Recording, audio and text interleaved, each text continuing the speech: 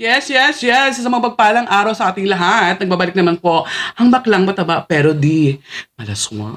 Well. Ngayong araw, pag-aaralan natin ang basic and expanded accounting na alam kong makakatulong sa inyong mga mag-aaral.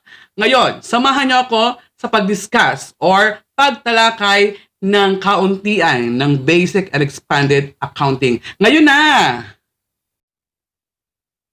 Okay, ngayong umaga ang gagawin natin, magkakaroon tayo ng tutorial ng basic accounting.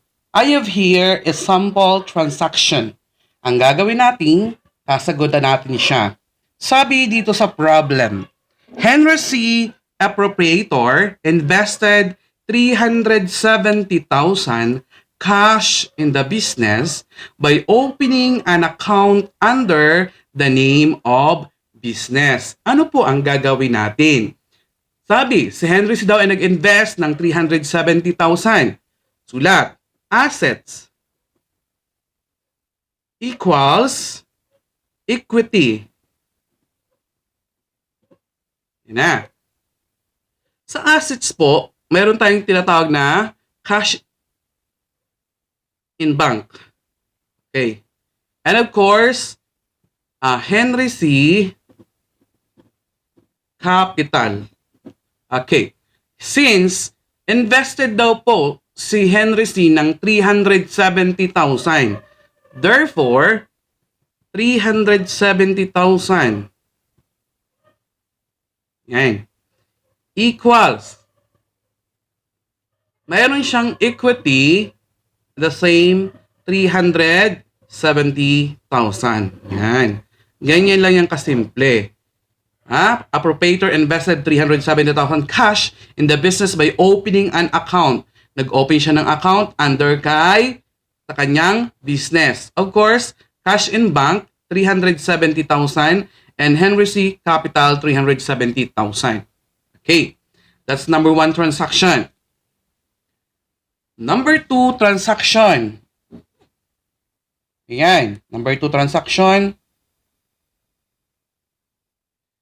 Henry C. business in cash a 47,000 check to be used for operation for possible purchase. Okay, possible purchase naman daw kita. Asset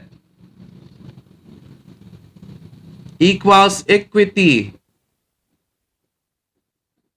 Okay. Automatic cash in bank. Magkano po? Sabi dito, 47,000. Since mayroon siyang 370,000, babawasin po natin yung 47,000 dito na in cash. Okay. And of course, mayroon dito tayong cash on hand. Dahil po nag-in-cash tayo, automatic, pag kinuha natin sa bangko, mapupunta po siya sa cash on hand. Kasi in-cash po natin yon. Eto na, yung 47,000. Nasa cash on hand na siya. And of course, si Mr. Henry C. Capital, the same, mayroon pa rin siyang 370,000. Yan. Okay. Ngayon, ang gagawin po natin, nag-in-cash, mababawas siya sa 370,000. Magkano matitira? 323,000. And of course, ibababa lang po natin si 47,000 na cash on hand. Kasi wala pa naman tayong gagastusan. And of course, yung capital ni Henry C. Okay. Lalagyan natin siya ng double roll. Okay. Ito na po yung sagot natin sa transaction number 2. Gets? Okay. Transaction number 3. Yan.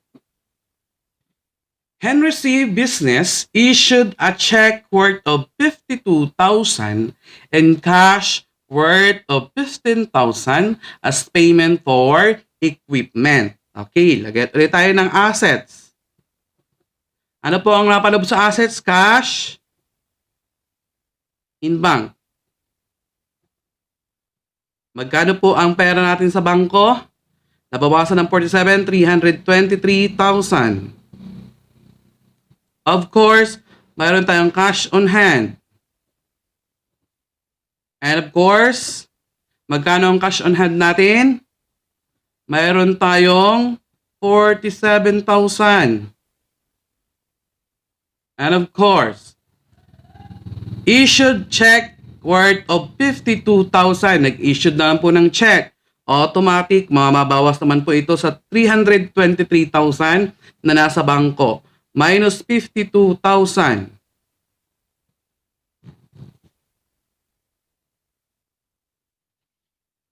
Yan.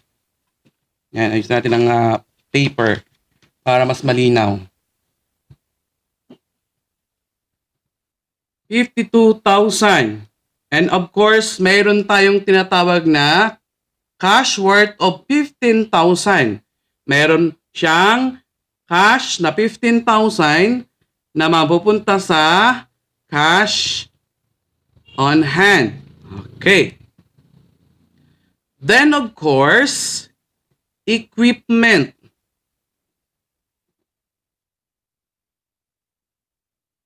And of course, dito yung equity natin. Ano yung equity natin kay Henry C. Capital? Of course, 52,000 plus 15,000 is equals to 67,000. And of course, ang kay Henry C. Capital na 370,000 ay buo pa rin. Okay.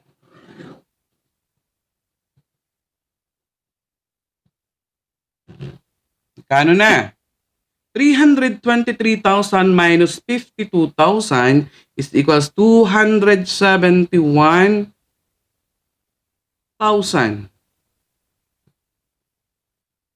And of course, 47,000 minus 15,000 is equals to 7 minus 5, 2, 4 minus 1, 3. 32,000.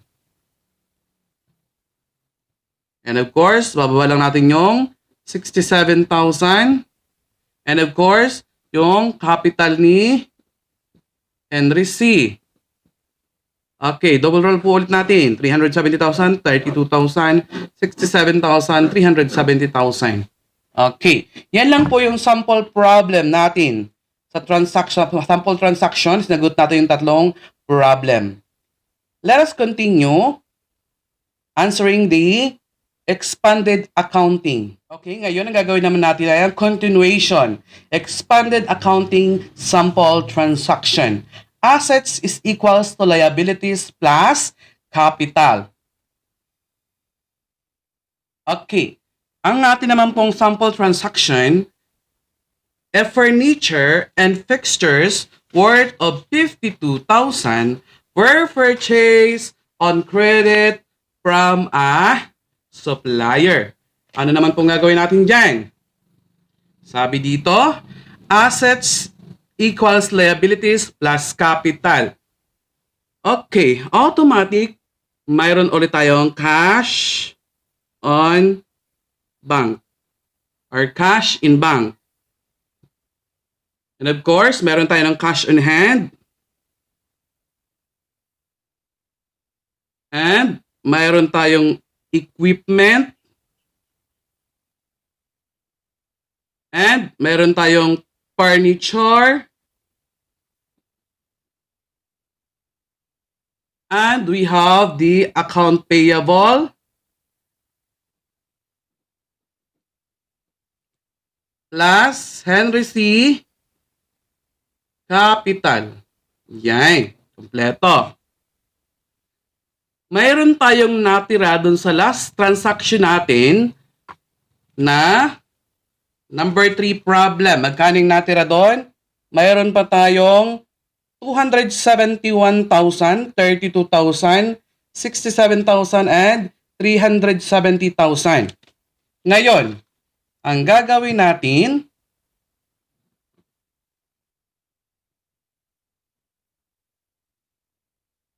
cash in bank, 271,000. Of course, meron tayong cash on hand, 32,000. And of course, meron tayong equipment, 67,000. That's it. And of course, ang capital ni Henry C na 370,000, buong buo pa. Okay. Sabi dito, a furniture and fixture worth of 25,000. Furniture daw, 25,000. Okay, malilito sa mag-entry. Ano pa?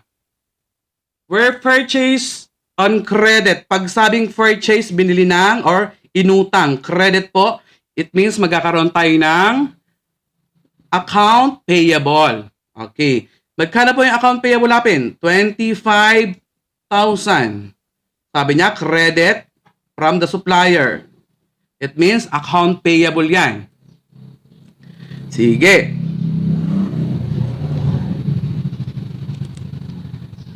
Baba lang natin. 271,000. Hindi sana makita.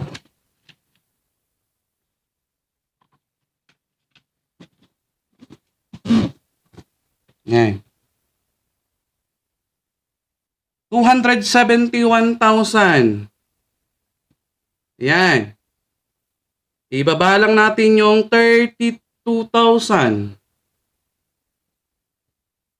Ibaba din natin yung 67,000. And of course, 25,000. And of course, another 25,000. Yung account payable natin. And of course, the 370,000 na capital ni Henry C. Ganyan kasimple. Ulitin natin. A furniture and fixtures worth 25,000 were purchased on credit. Except furniture and fixture. Furniture, 25,000. Account ha, sabi niya. 25,000 were purchased on credit. Therefore, magiging siyang account payable. Ayun na po. Okay. Next transaction. Naintindihan na. Next transaction natin. Ito na ang next transaction natin. Number 2. Sa expanded.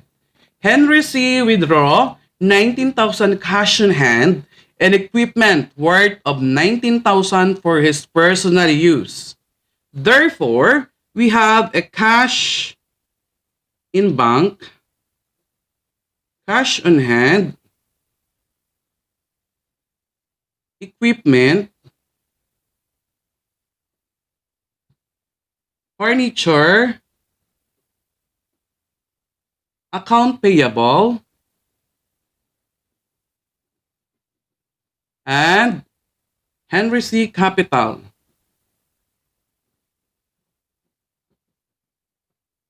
Okay. Automatic, mayroon tayong 271,000. And of course, mayroon tayong 32,000. And of course, mayroon tayong equipment 67,000. And of course, mayroon tayong furniture na 25,000. And of course, meron tayong tinatawag na account payable. Okay, andito na yon. Account payable na 25,000. And of course, meron tayong buong-buo pa rin na 370,000 na capital ni Henry C. Ngayon, ang sabi, Henry C. withdraw 19,000. It means 19,000. Nakapunta siya sa cash on hand. Okay. And of course, mayroon siyang equipment na, sabi dito, withdraw 19,000 cash on hand equipment. Sabi dito, 19,000 ulit. Yan, equipment. And of course, may furniture siya kaninang, mayroon kaninang furniture, ayun na siya, 25,000. And of course, mayroon siyang worth of 19,000 for his personal use. Ayun. Mayroon siyang personal use. It means, mayroon siyang 19,000 na personal use. Ayan po, 19,000 for his personal use. Mababawasan na po ang kanyang capital. Therefore, yun na, final.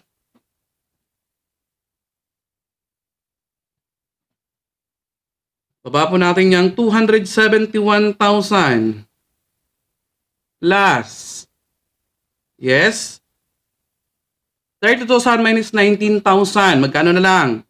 13,000 plus 48, 67 minus 19, 48,000. Am I correct? Yes. And of course, meron tayong furniture na 25,000. Eto, may abayaran tayo or may account payable tayo na 25,000. And of course, meron tayong babawasan na 19,000 for personal use ni Henry C. Yung 370,000 niya magiging 332,000 na lamang. Lagyan natin double roll.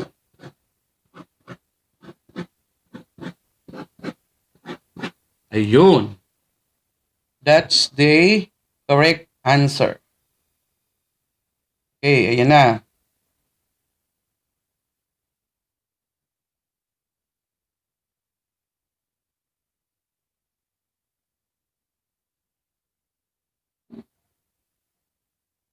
Yes, yes, yes. Natapos na po ang ating talakayan ng basic and expounded accounting. Sana po may natutunan kayo.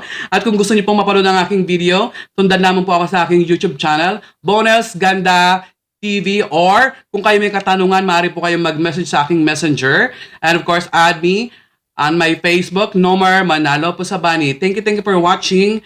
And kung may mga katanungan po, approach lang po ako. Madali po akong kausap. Thank you so much. Bye-bye.